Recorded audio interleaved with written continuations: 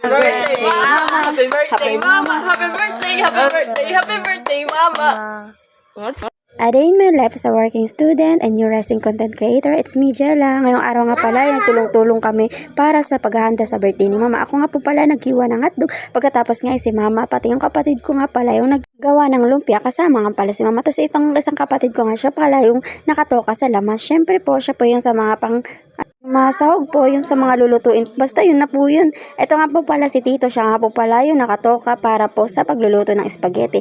At pagkatapos nga ay ito nga ay nagtulong-tulong na nga po pala kami. So ito nga po pala ay binabalot na nga po pala nila yung lumpia. Ito namang isa kong kapatid, siya naman po yung maghuhugas ng mga plato. Yes po, opo. Kailangan bayanihan to, kailangan tulong-tulong, hindi pwede walang gagawin. Yun lang po. Pagkatapos nga ako nga po pala naghalo-halo dito ng spaghetti. Syempre, yun na po yung trabaho, joke lang po. Ito nga po pala hinugasan ko na nga po pala itong tinagutago ni Mama mga gamit sa baul. Baul talaga. Yes po, matagal nga po pala itong gamitin. Ginagamit nga lang po pala ito pag may okasyon. So ngayon nga pa walang birthday ni Mama, gagamitin namin. Nilagay ko nga lang po pala dito yung spaghetti.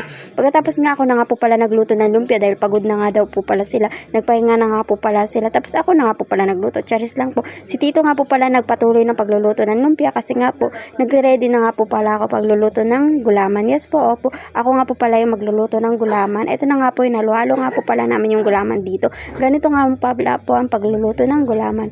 Pagkatapos nga nilagay ko na nga yung asukal. Pagkatapos nga itong condense inilagay ko na rin po.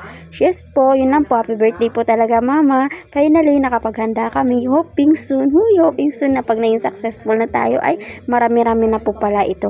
Sobrang sarap sa pakiramdam na magkakasama kayo pamilya at tulong-tulong kayo sa gawaing bahay. Mabilis talaga matapos lahat ng gagawin mo kapag ganito. Kaya yun lang po guys. Maraming salamat po sa panonood. Yun lang po. Bye!